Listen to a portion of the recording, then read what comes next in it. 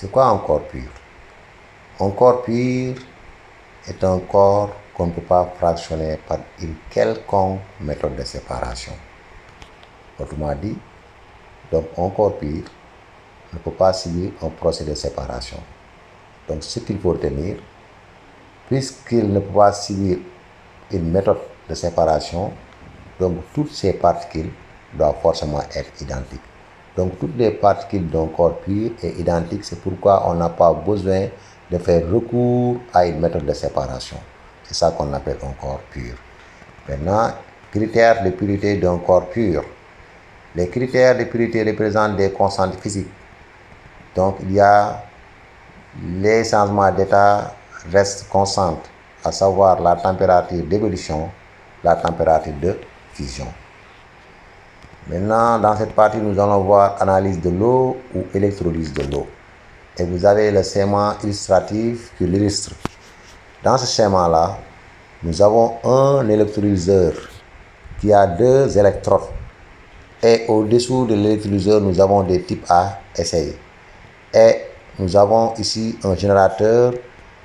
Et au niveau de l'électrolyseur, on a une solution de NaOH. Maintenant, si on ferme l'interrupteur, on va voir que va-t-il se passer, qu'est-ce qu'on va observer. Donc, observation. Si on ferme l'interrupteur au passage du courant électrique dans l'électrolyseur, on observe le dégagement de gaz au niveau de chaque électrode. Le volume de gaz dégagé au niveau de la cathode est 2 fois plus important que le gaz dégagé au niveau de l'anode. Donc, ce qu'il faut retenir ici, le volume de H2 est le double du volume de dioxygène. H2 veut dire le dihydrogène. Nous avons au niveau de la cathode du dihydrogène et au niveau de l'anode du dioxygène. Maintenant, nous allons essayer d'interpréter ça.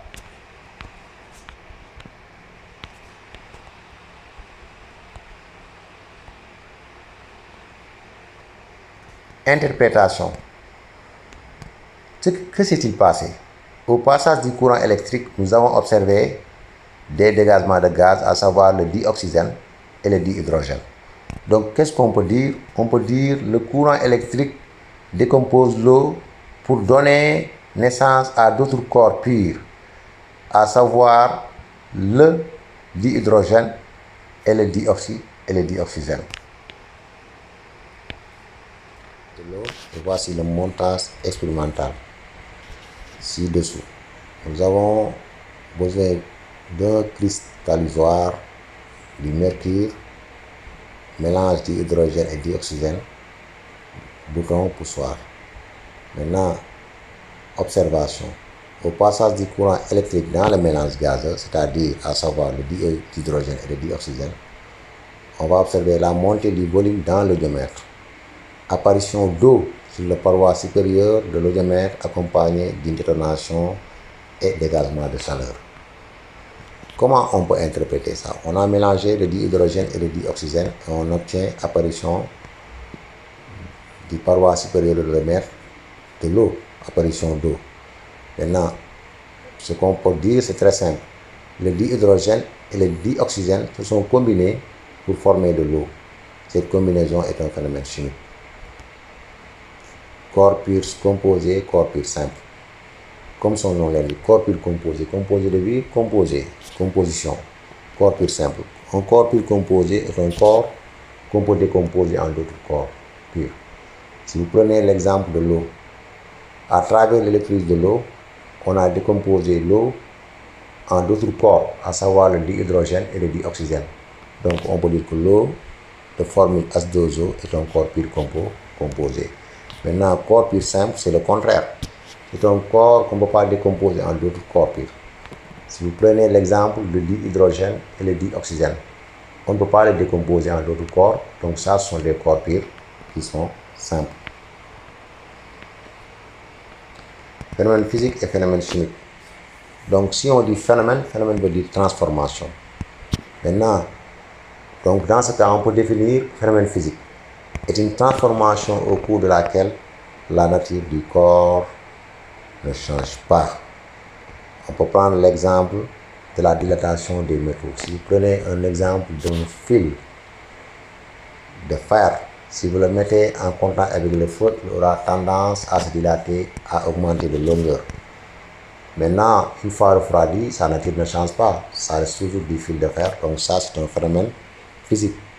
Si vous prenez l'exemple de la fusion, c'est-à-dire l'eau que vous transformez en glace. Il s'est transformé en glace, mais c'est toujours de l'eau.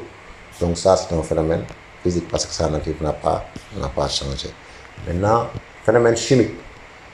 Phénomène chimique. Un phénomène chimique est une transformation au cours de laquelle la nature du corps change.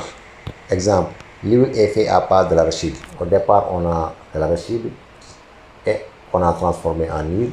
Donc sa nature a changé. Ça, c'est un phénomène chimique. Si vous prenez votre cahier que vous mettez en contact avec le feu, il va se transformer en cendre. Ça, c'est un phénomène chimique. Donc, phénomène chimique, la nature du corps change. Phénomène physique, la nature du corps ne change pas. Et vous pouvez donner beaucoup d'exemples. C'est-à-dire que vous allez transformer les corps que vous allez faire, vous allez les transformer. Par exemple, si vous prenez une éponge que vous découpez en plusieurs morceaux d'éponge, vous l'avez transformée en plusieurs morceaux d'éponge, mais la nature de l'éponge ne change pas. Donc ça, c'est un phénomène physique. Maintenant, si vous prenez l'exemple de l'arachide, si vous le transformez en huile, ça c'est